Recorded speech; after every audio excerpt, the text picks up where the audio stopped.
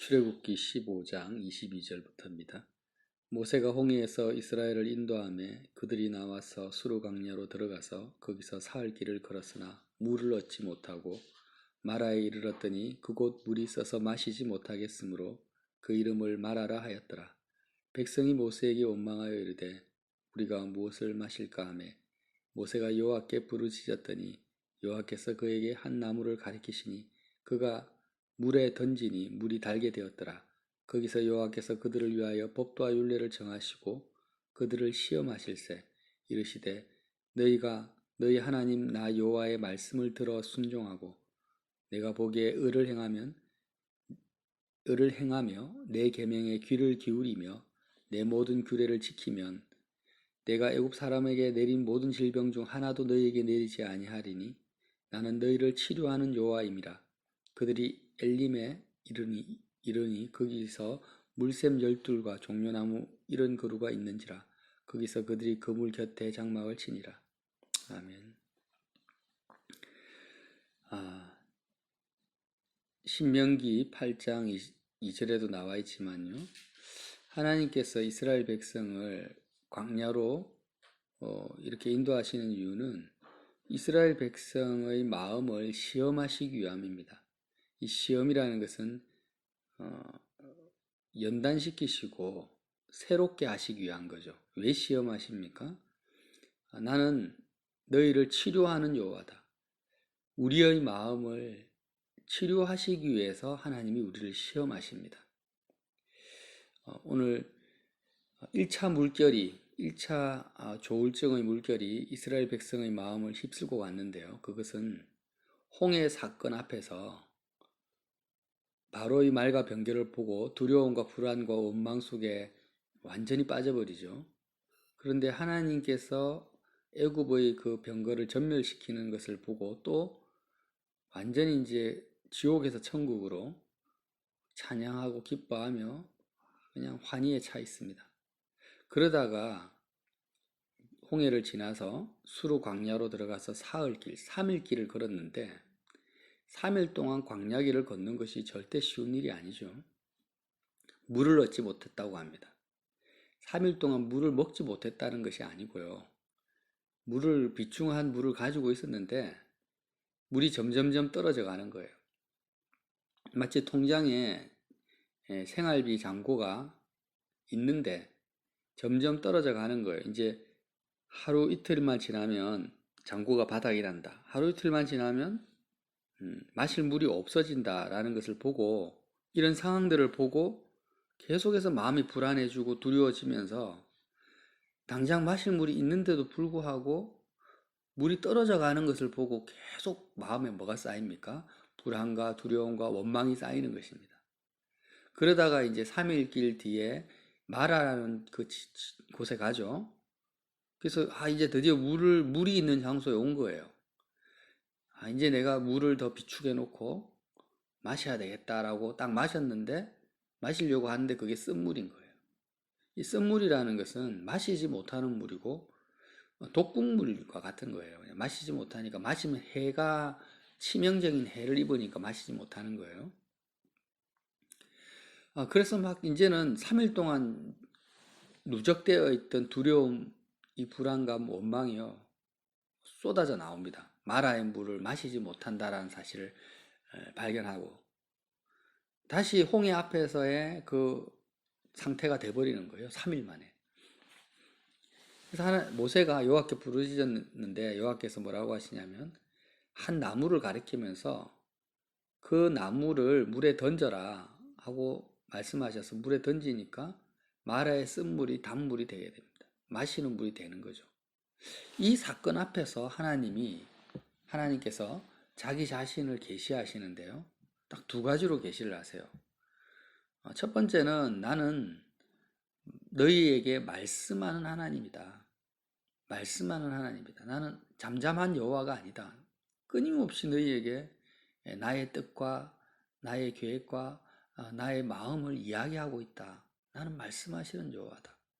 그러니까 너희는 어떻게 하라고요? 그 여호와의 말씀에 귀를 기울이라고 하죠. 25절에 너희가 너희 하나님 나 여호와의 말씀을 들어 말씀하시니까 듣는 거죠. 말씀하지 않으면 어떻게 듣겠습니까? 들어 순종하고 내가 보기에 의를 행하면 내 계명에 어떻게 하라고요? 귀를 기울이면, 말씀하시니까 하나님의 말씀에 귀를 기울여라는 거예요. 우리는 믿어야 됩니다. 하나님은 오늘도 나에게 지금 말씀하고 있다. 모든 상황과 환경 속에서 하나님의 음성이 있고 하나님의 뜻이 있고 하나님의 말씀이 울려 퍼지고 있다. 그것을 믿어야 된다는 거죠. 그래서 그 말씀에, 하나님의 음성에 귀를 기울이는 것이 바로 이스라엘 백성에게 요구하는 거예요. 이 상황 속에서, 이런 상황 속에서.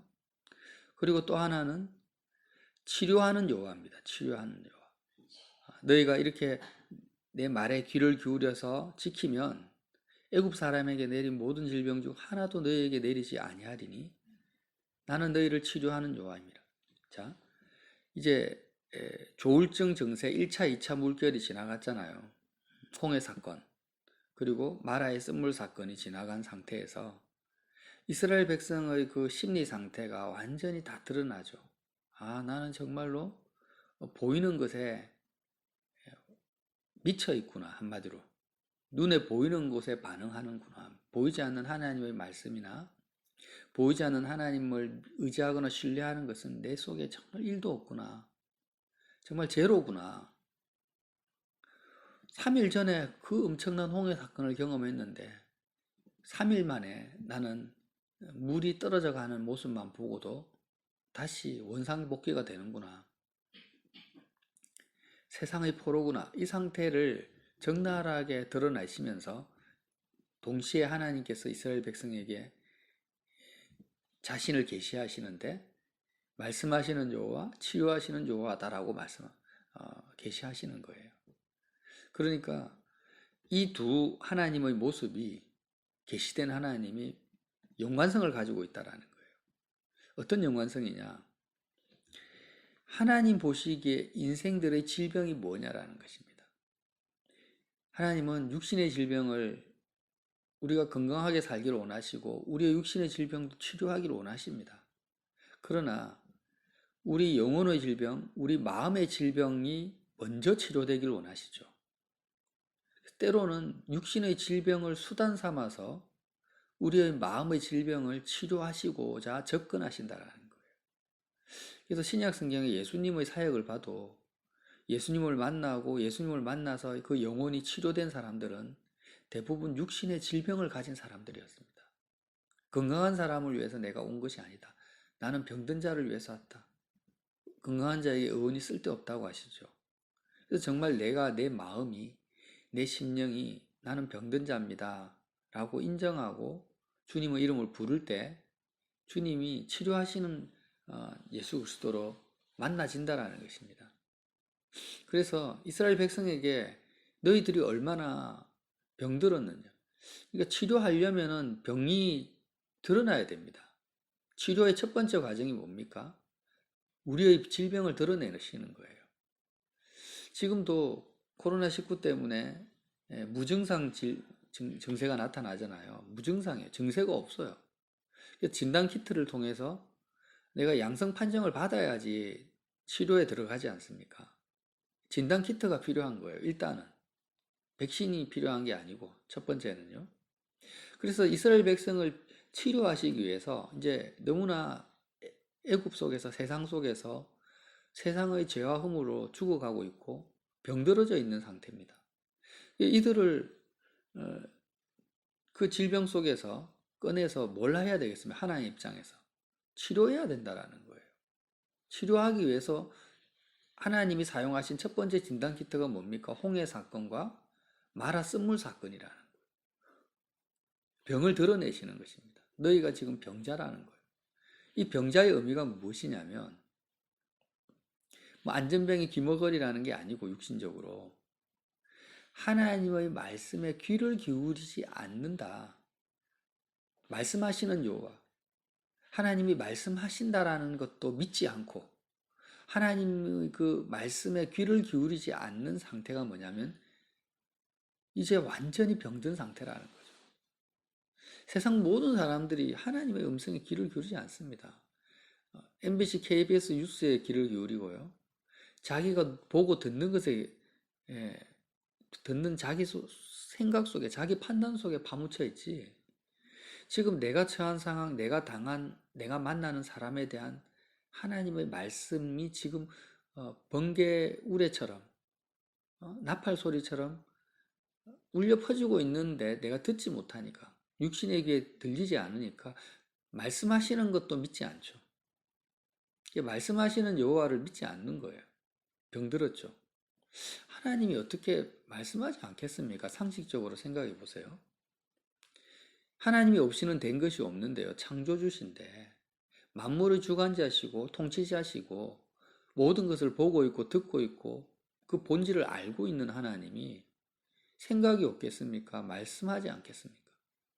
사람들은 그 하나님의 음성 말씀에 귀를 안 기울인다는 것 자체가 이미 완전히 영적으로 병들어 있다는 상태예요. 그리고 이스라엘 백성이 이 말씀하시는 하나님의 관심이 없는 것뿐 아니라 자신이 상태가 눈에 보이는 것, 귀에 들리는 것에 완전히 함몰되어 있다는 것을 보여주신 거예요. 홍해 사건과 마라의 쓴물 사건을 통해서.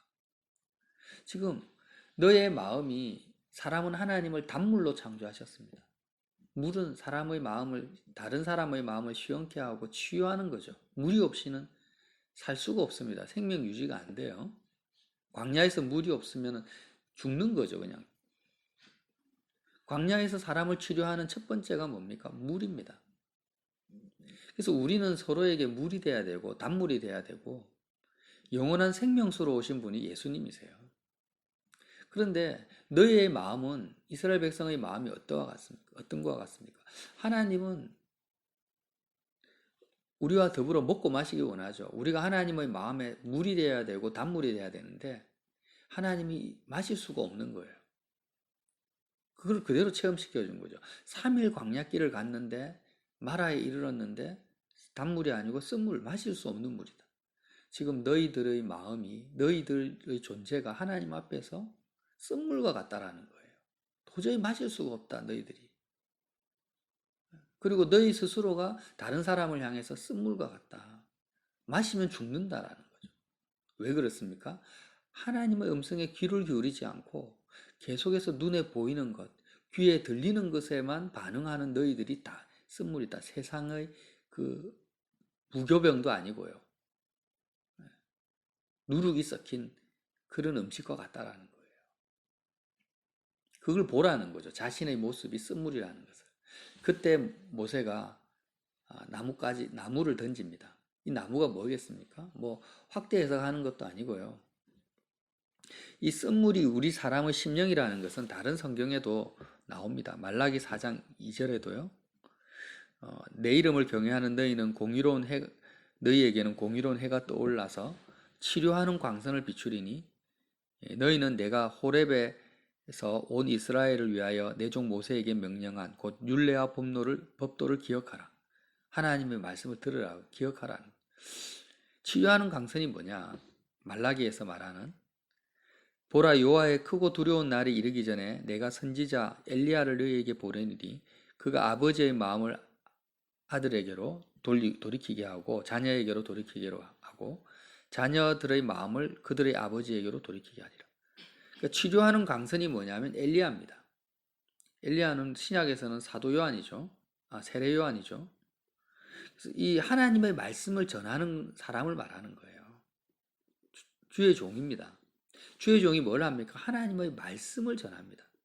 하나님의 말씀을 그 말씀에 귀를 기울이고 듣고 회개하는 것을 뭐라고 하냐면 치료하는 광선을 비춘다 이렇게 말씀하시는 거예요. 그러니까 하나님의 말씀에 귀를 기울이지 않고 그 말씀을 거부하고 내가 그냥 보고 듣는 것에만 온전히 마음이 빼앗긴 상태는 병든 상태고 치료하는 광선을 내가 거부하는 상태라는 거예요. 쓴물의 상태라는 거죠. 나무를 쓴물에 던졌다라는 것은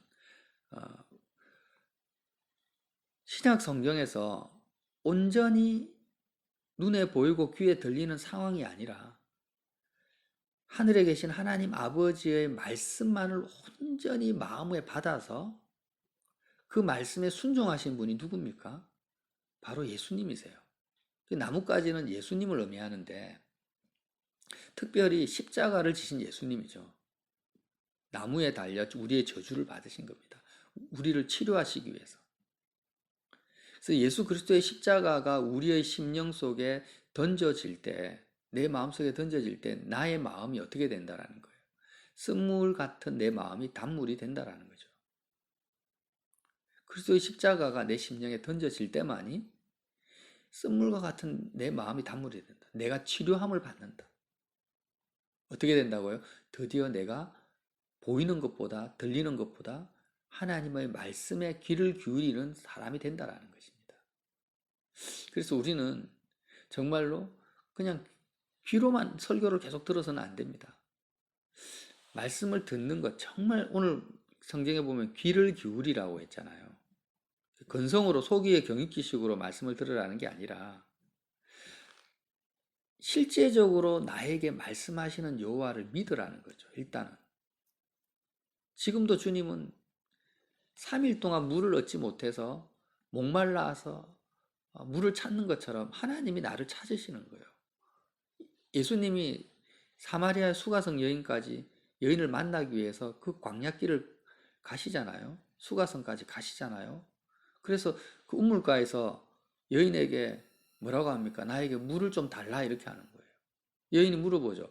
왜 유대인인 당신 개 취급하는 나에게 물을 달라고 합니까? 주님이 목이 마르신 거예요. 단물을 마시려고. 하나님의 마음을 이스라엘 백성에게 체험시킨 거죠. 어떻게 목이 마릅니까? 정말 하나님의 말씀에 귀를 기울인 사람이 누가 있냐라는 거예요. 아무도 없어요.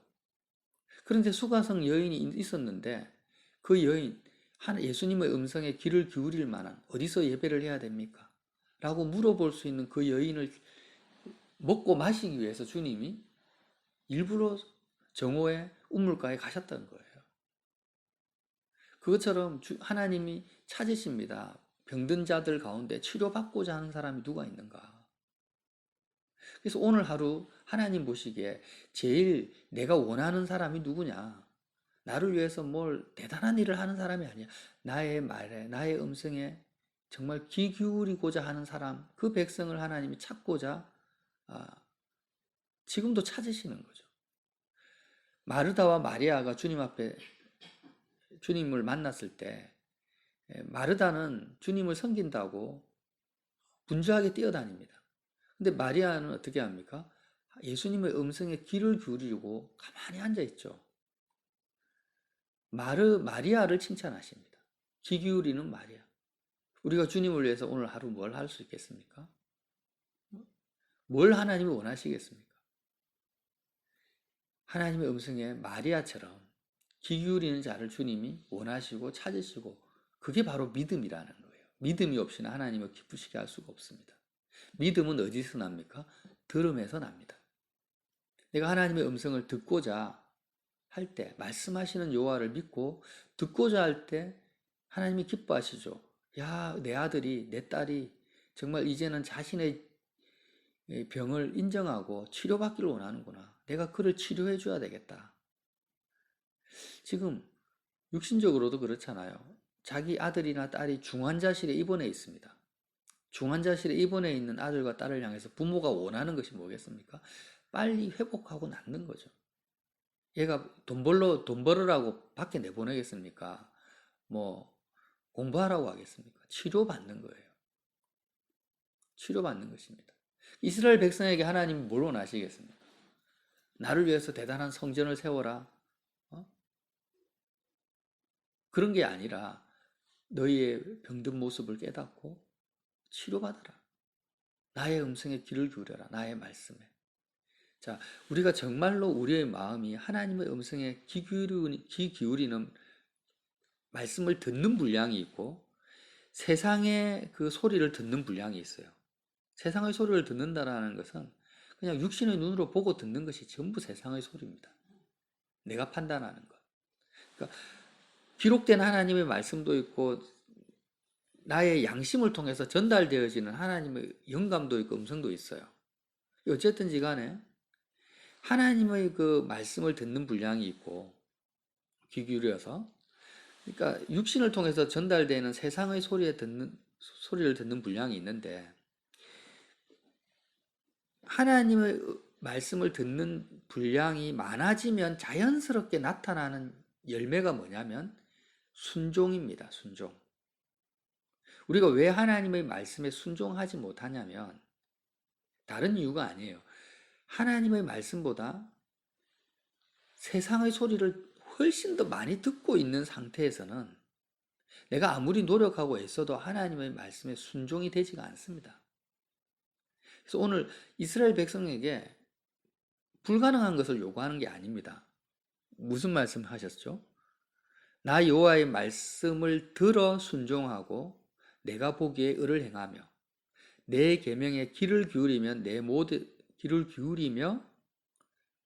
규례를 지키면. 그러니까 하나님의 말씀을 계속해서 들으면은 그냥 순종이 자연스럽게 되는 거예요. 세상 소리를 듣지 않고 하나님의 계명에 계속 귀를 기울이면 그 규례가 지켜진다라는 거예요. 근데 우리가 왜 계속 순종하지 못하고 있습니까? 이스라엘 백성과 같이 자신의 눈에 보고 귀에 들리는 것에만 마음을 온전히 다 쏟고 있으니까 이 상태에서는 아무리 계명을 지식적으로 안다 할지라도 순종은 불가능한 거예요. 이런 병든 나의 상태를 보고 깨달아서 진단을 해서 예배당 안에서는 진단이 안 됩니다. 홍해 앞에서 진단이 되고 광야 마라 쓴물 앞에서 내 마음이 진단이 돼요. 하나님이 나에게 허락하신 삶이죠, 그냥. 일상의 삶이 나의 진단 키트입니다, 그냥. 내 마음의 진단 키트. 이렇게 진단이 됐을 때 우리는 인정해야죠. 주님, 나는 정말 쓴물입니다. 나를 먹고 마시는 사람들은 다 병들고 죽고 상처받고 그렇게 됩니다. 왜? 나는 하나님의 말씀에 귀를 안 기울이고 있는 상태니까.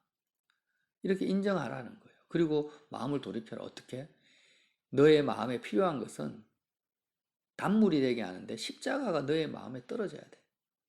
십자가가 너의 마음속에 쑥 들어가 버려야 되는 거예요. 그 십자가의 주님, 온전히 30평생을 하나님의 말씀만 귀 기울이시고 그 말씀, 하나님의 말씀만 듣고 따라가신 그 온전하신 주님이 이 병든 나를 위하여서 자신의 생명을 아끼지 아니하시고 죽으셨구나. 나는 그 십자가를 바라보고 붙들 때 내 마음이 어떻게 됩니까? 주님과 연합될 때만이 오로지 하나님의 말씀에 귀 기울이시는 그 예수님과 연합될 때 나도 이제 관심을 가지게 된다는 거예요. 단물이 될 수 있다는 거죠. 그래서 저와 여러분이 한 가지 분명히 오늘 잊어버리지 말고 기억하자는 거예요. 이스라엘 백성이 광야에서 나왔을 때 하나님은 치료하기를 원하셨습니다. 병든 그들을. 당연한 거 아닙니까? 우리 자녀가 밖에 나갔다가 집에 들어왔을 때 지금 심각한 환자 상태면 치료하기를 원하지 뭐 설거지 시키겠어요? 방 청소 시키겠어요? 나는 너희를 치료하는 여호와다. 우리가 얼마나 병들었는지를 매일 보여주십니다. 근데 사람들은 자신이 병든 걸 인정하지 않죠. 건강하다고 생각해요. 계속 세상 음성에 눈에 보이는 것에 마음이 송두리째 함몰되는데도 불구하고 나는 건강합니다. 나는 지식적으로 성경을 많이 알고 있습니다. 이렇게 주장하고 있는 거예요. 주님이 기뻐하시는 거는 오늘도 기도하는 거죠. 주님, 내가 병든 자입니다. 내가 쓴물입니다. 이 상태로 나를 먹고 마시면 사람들은 다 죽습니다. 다 상처받습니다. 주님, 나를 치료하여 주시옵소서. 십자가에서 흘리신 그 보혈로 나를 치료하여 주셔서 내가 정말 보이는 것에 현혹되지 않고 하나님의 말씀에 온전히 귀 기울이는 당신의 백성 되게 하여 주시옵소서. 이렇게 기도하시기를 예수님 이름으로 빌어드립니다.